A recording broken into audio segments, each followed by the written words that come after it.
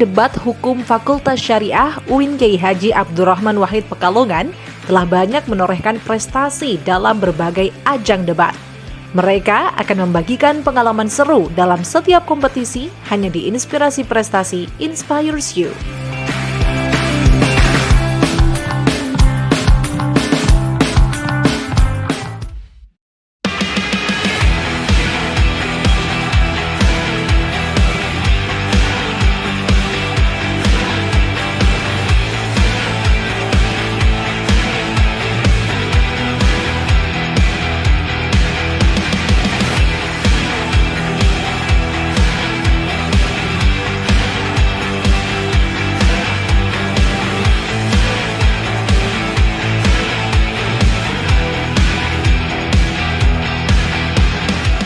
Hai Sobat Inspirasi Prestasi, kembali lagi bersama saya Farah Ferhat di Inspirasi Prestasi Inspires You.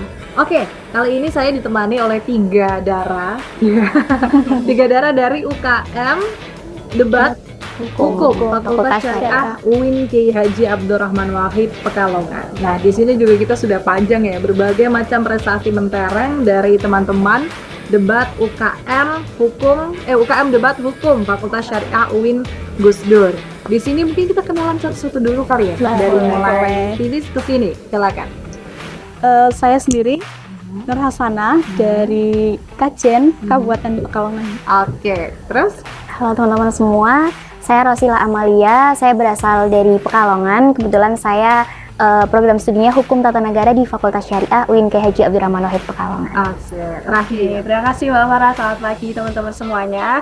Teman-teman bisa panggil aku Windy. Aku asalnya dari Kabupaten Brebes, Mbak, dan kebetulan prodinya sama dengan Mbak Rosila dari Hukum Tata Negara. Oke, jadi dua Hukum Tata Negara dan satu Hukum Ekonomi Syariah. Hukum Ekonomi Syariah. Jadi dua-duanya ini, dua jurusan tadi gitu ya, ada di Fakultas Syariah gitu ya. Betul.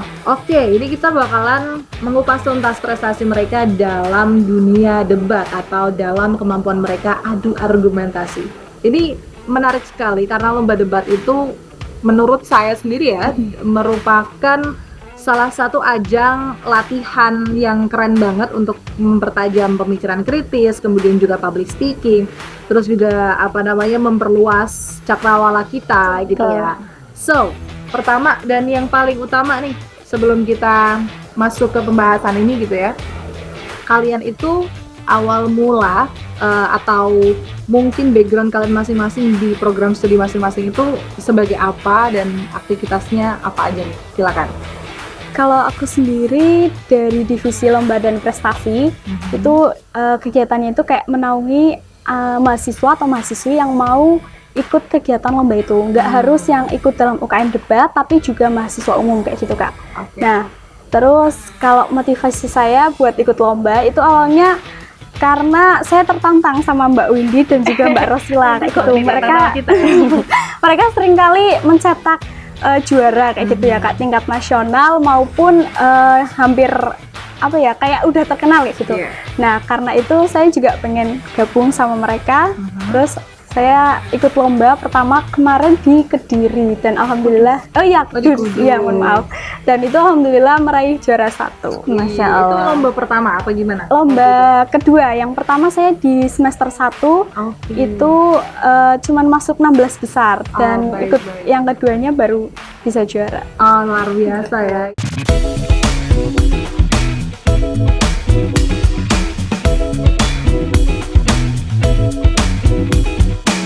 Oke, kita pindah dulu ke Rosila ya. Kita akrabnya Ros aja lah. Oke, boleh. Ros, kamu ini kan berarti semester 5 ya. Betul. Semester 5. Ini boleh dijelasin kalau di UKM debat ini kamu bertindak sebagai apa dan perjalanan kamu dari awal sampai sekarang gimana?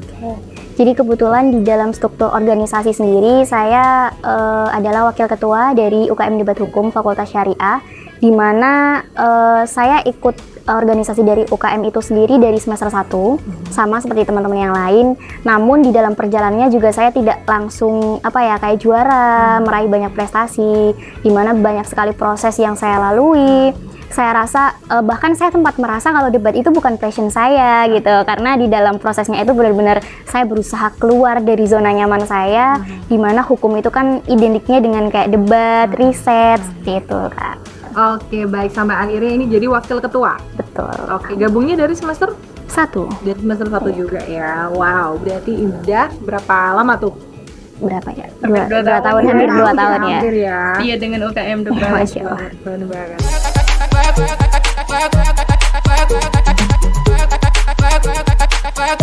Oke, last but not least nih kamu Windy, gimana nih ceritanya kayak dari awal sampai sekarang, ngapain aja di UKM Debat?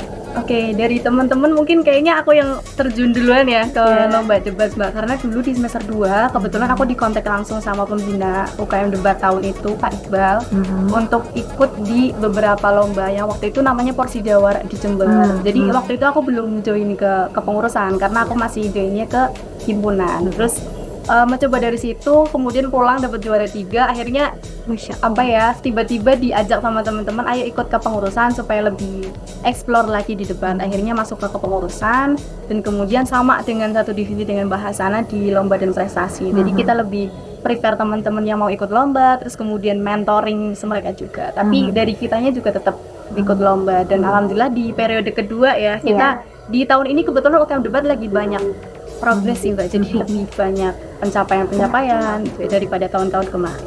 Oke, baik.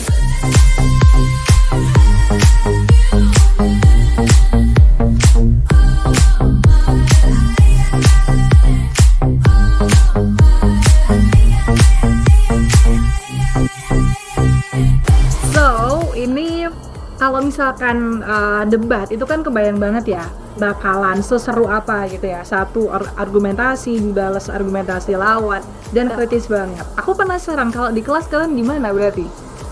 Nah, mulai dari ini dulu deh.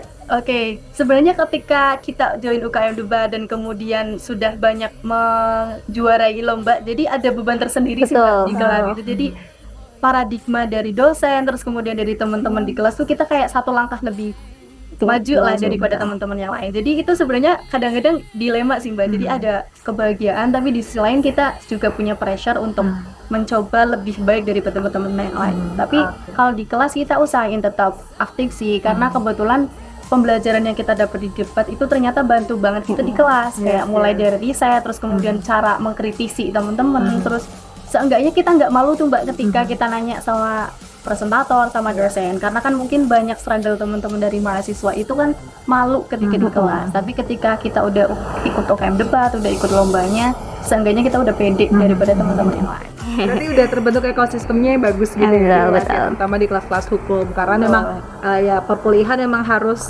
selalu diskusi itu aktif.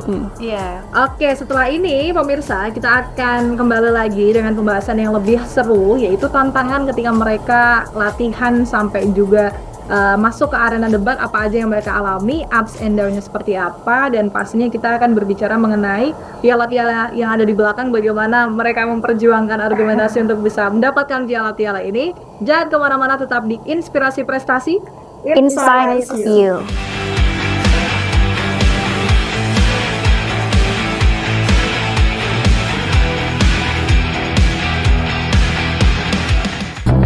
Banging it, wanna crack these walls. Banging it, wanna act through the halls. Pulling up fresh face, brand new dia. Lisa Rosalia. Nalar kritis, riset, dan kekompakan menjadi landasan utama dalam memenangkan sebuah kompetisi debat. Lalu, apa saja tantangan yang mereka hadapi dan bagaimana proses persiapan yang mereka lakukan? Saksikan selengkapnya hanya di Inspirasi Prestasi.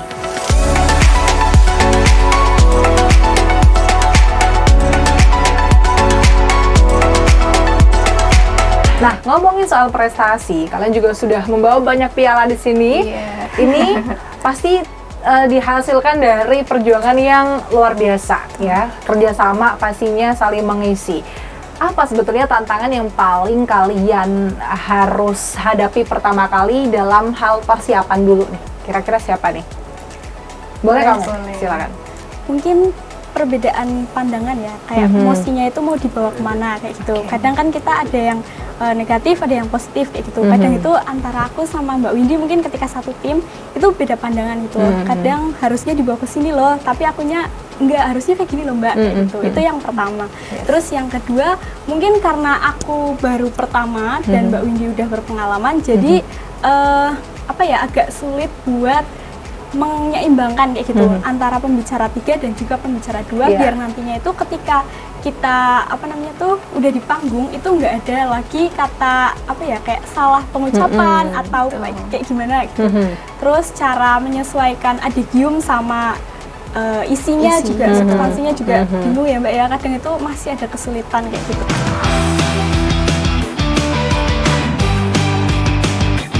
Oke, itu kan di persiapan nih. Nah, kalau pas debatnya, itu apa yang menjadi tantangan kalian? Mungkin Ros, silakan. Oke.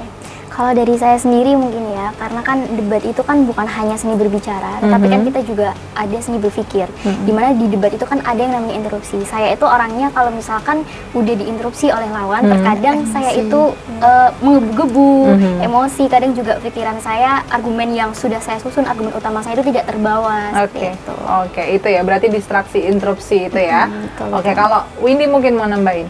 Kalau di debat itu yang paling menantang pastinya lawannya sih Mbak. Jadi kadang-kadang kita harus ketemu lawan-lawan yang challenging, yang sudah lebih dulu di debat. Jadi kemarin juga ada beberapa lomba yang kita ketemu tim raksasa dari kampus-kampus lain, dan itu challenging banget karena kita harus bisa all out menyesuaikan dengan persiapan kita, terus kemudian dari vokal, terus kemudian dari substansi segala macam kita harus benar-benar matangkan supaya bisa memenangkan pertandingan. Jadi sebenarnya challenging-nya di lawan sih paling ini.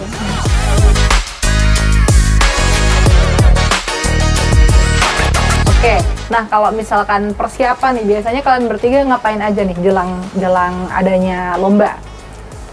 Mungkin kamu lagi nggak apa? Kalau persiapan kita banyak sih Mbak, karena yang namanya debat itu kan biasanya ada 3 ya, meter, manner, sama metode. Jadi selain kita riset terkait dengan argumentasi, kita juga ada latihan vokalnya juga Mbak. Jadi cara ngomong kita di debat tuh nggak hanya kita ngomong kayak gini tuh nggak, tapi ada nadanya, ada naik turunnya segala macam. Karena biasanya setiap kampus juga punya style nada yang berbeda. Jadi antara satu kampus dengan kampus lain tuh punya ciri khas yang beda. Jadi kadang-kadang kalau kita di debat, suaranya ini, kampus ini nih, jadi kita bisa notice itu. Jadi yang paling itu, karena kalau misalkan dari teman-teman UKM Debat Fasya itu selalu tanemin sebagus apapun argumentasi yang kita buat, ketika kita nggak bisa menyampaikan dengan bagus, itu akan percuma. Jadi selain riset, kita juga belajar cara berbicaranya, nadanya, artikulasinya gitu. Jadi bahkan itu bisa sampai tengah malam itu sering Mbak. Jadi latihan, apalagi ketika H-1 besok lomba itu biasanya kita kurang tidur karena latihan ngomongnya, latihan riset dan segala macamnya gitu. Jadi kompleks sih.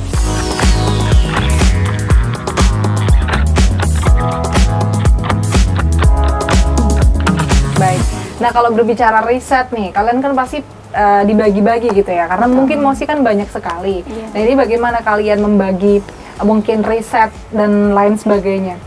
Kalau pembicara 3 itu biasanya lebih ke sosiologis ya Mbak, sama data dan fakta di lapangannya itu kayak gimana. Terus kalau dari pembicara 2 itu biasanya secara yuridisnya ya Mbak, kalau di hukumnya itu kayak gimana, kayak gitu. Apakah udah sesuai atau belum kayak gitu.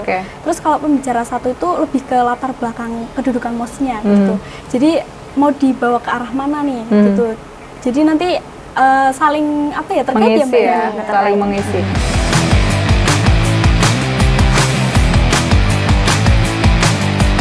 Ini gimana? Biasanya kalau menjelang debat, latihannya intensitasnya seperti apa? Oke, kalau biasanya kan debat itu kan sebelum kita bertanding secara offline, itu biasanya ada babak penyisian secara online. Seringnya seperti itu. Jadi misalkan memang bentrok dengan jadwal kita kuliah, dengan mata kuliah, biasanya kita dispensasi. Karena memang ya ketika kuliah dan juga debat, kita ada salah satu yang harus direlakan, tetapi kita tetap mengejar keduanya. Kita juga akademik juga tetap harus fokus. Oke, berarti kadang dispensasi, kadang juga berarti harus menyesuaikan ya tiga-tiganya ya.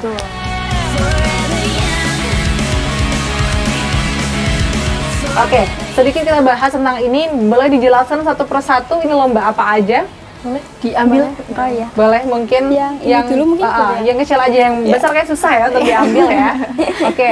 Ini juara 2 untuk debat competition Festival Legislatif DPM MIPA UNES ya, dapat juara 2. Oke. Ini tingkatnya nasional. Oke, yang kedua ini juara 1. Iya. Boleh diambil? Oke. Ini yang bukan terbaru sih, ini kedua terbarunya. Kemarin. Oke, ini juara 1 lomba debat apa ini? Syariah Stage Competition, dapat dari mana ini berarti? Ini dari Yayan Kudus. Oh, Yayan Kudus. Oke, ini dulu nih yang agak yang berdua, boleh? Oke, aman ya. Oke, kita geser ke sini dulu. Sip. Ini juara 3 debat competition Kalijaga Law Festival di Sunan Kalijaga ya. Tahun berapa ini? 2023. Itu ini untuk nama. Oh, oke, 2023 ya. Oke, kalau yang ini kita geser sedikit ke sini. Selesai ya, nggak apa-apa. Aman-aman. Nah, itu yang kita keluar dari zona nyaman sih. Oh iya, kenapa? Karena lomba debatnya bahasa Indonesia, bukan lomba debat hukum. Strukturnya itu beda. Berarti kayak struktur kalian ada pressure tambahan harus benar-benar sesuai. Betul. Ini ya PUMB ya? Iya, Betul. Juara 2 lomba debat bahasa Indonesia DPM FBS UNES, semuanya nasional.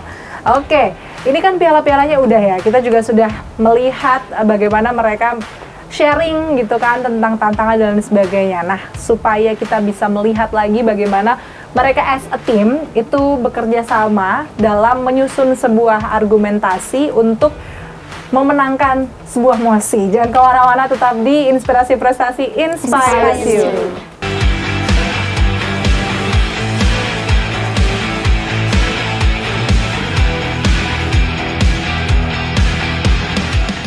Baik pemirsa, kembali lagi bersama saya Farah Faraha di Inspirasi Prestasi Inspires You. Oke, 3 teman-teman ini sudah bersiap untuk membawakan sebuah mosi. Nanti posisinya adalah kontra ya. Betul. Iya. Oke, mosinya adalah regulasi berbasis religiusitas lebih mampu menjamin keadilan sosial di masyarakat dibandingkan hukum akademik.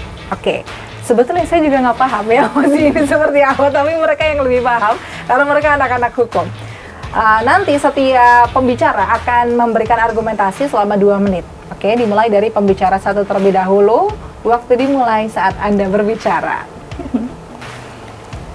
James Stephen pernah berkata, janganlah kita seperti kapal di air yang keruh. Karena apa? Argumentasi yang tumbuh akan sia-sia belaka tanpa pengetahuan yang cukup. Bismillahirrahmanirrahim. Assalamualaikum warahmatullahi wabarakatuh. Shalom, Om Swastiastu, Namo Buddhaya, salam kebajikan, dan salam sejahtera bagi kita semua. Terima kasih waktunya moderator, Dewan Juri yang terhormat, serta para pemerhati hukum dan konstitusi di bumi Nusantara ini. Perkenalkanlah kami dari tim Garuda, dengan saya sendiri Rosila Amalia sebagai pembicara pertama, di sebelah kanan saya Winditia Utami sebagai pembicara kedua, dan di sebelah kiri saya Nur Hasanah sebagai pembicara ketiga.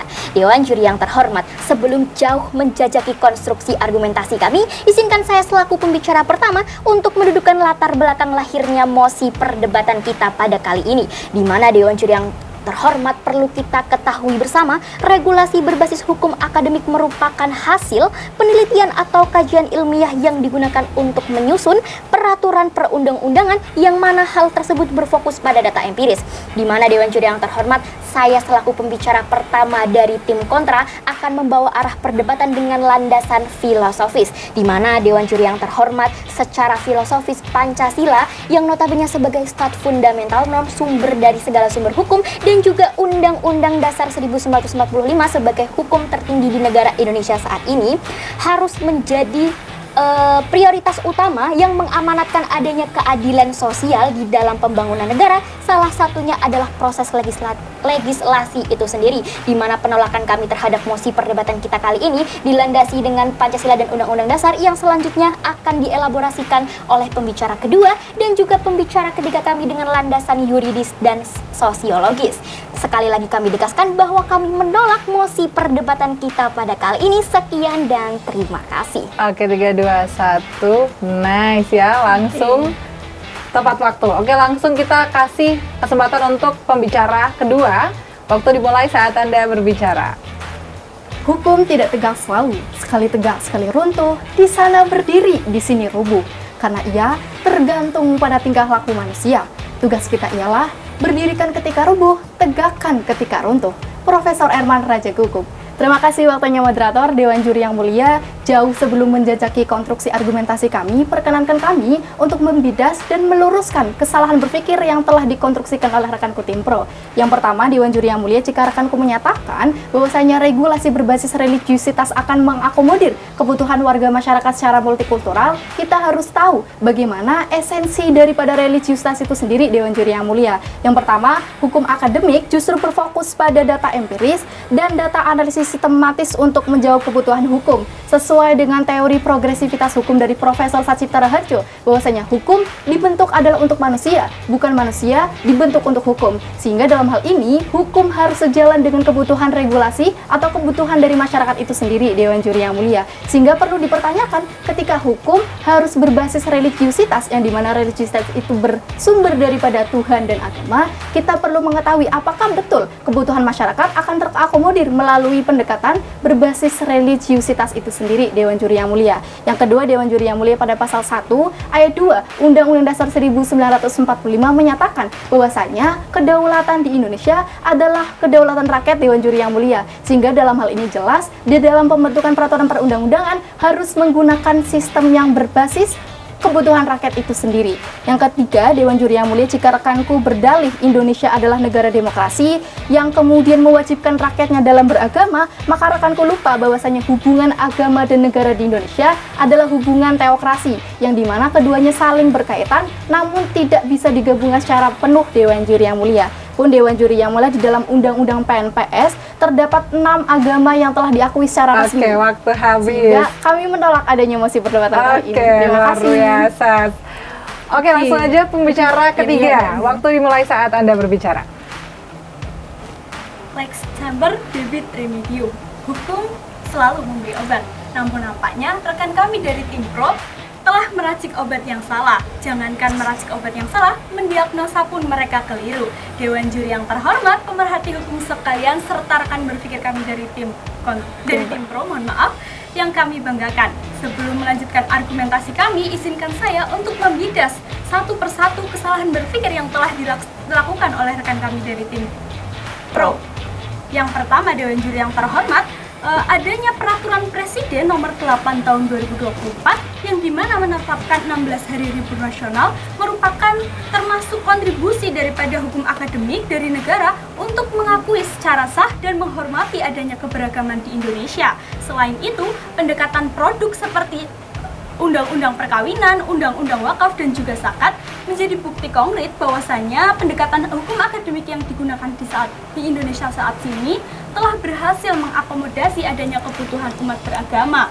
Kemudian yang selanjutnya, Dewan Juri yang terhormat, peraturan bersama Menteri Agama dan juga Menteri Dalam Negeri nomor 9 dan juga nomor 8 tahun 2006 tentang pendirian rumah adat, di mana peraturan ini mengakomodasi adanya kebutuhan umat beragama dan berbagai agama untuk mendirikan rumah agama, Dewan Juri yang terhormat. Untuk selanjutnya, saya akan memberikan studi komparasi, Dewan Juri yang terhormat, bahwasanya tidak ada jaminan mutlak hukum religius ini tidak mampu mengakomodasi adanya keberagaman di Indonesia ini yang multikultur. Dewan Juri yang terhormat, mari kita bawa perdebatan kali ini satu tingkat lebih tinggi dengan membawakan studi komparasi dari negara Kanada misalnya, yang seringkali dijadikan contoh keberhasilan implementasi hukum akademik dalam mengakomodasi keberagaman religius di negara multikultur, di mana Kanada secara aktif waktu habis. Baik, sekian, terima kasih. Oke, kita beri tepuk tangan dulu untuk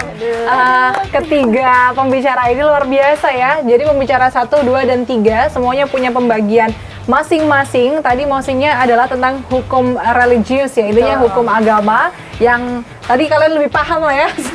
Saya sangat fokus sekali dengan bagaimana cara menyampaikan, dan memang betul tadi sudah disampaikan bahwasanya intonasi pun ternyata berperan sangat besar dalam dunia debat ya. Kalau misalkan kita lihat debat-debat pada umumnya mungkin mereka masih menggunakan intonasi masing-masing, tapi ketika masuk dalam arena debat perlombaan ada seninya juga ya, dalam intonasi dan dalam olah vokal. So sekali lagi saya ingin memberikan terima kasih dan juga selamat kepada kalian bertiga yang sudah membawa banyak prestasi. Semoga juga bisa menginspirasi teman-teman lainnya baik yang ada di kampus maupun di luar kampus untuk bisa ikut debat supaya lebih kritis lagi dan menambah wawasan kita. Mungkin satu kata yang pengen kalian sampaikan untuk debat UKM debat hukum fakultas di Satu kata. ya, Semoga silakan. lebih maju. Oke, lebih maju, Satu kata, konsisten. konsisten. Flying higher sih. Oke, kita kasih tepuk tangan sekali lagi. Terima kasih. Dan jangan lupa untuk saksikan Inspirasi Prestasi di setiap minggunya dengan narasumber yang luar biasa yang pastinya akan siap untuk membagikan inspirasi dan juga prestasinya kepada kita semua. Inspirasi Prestasi inspires you. See you on the next episode.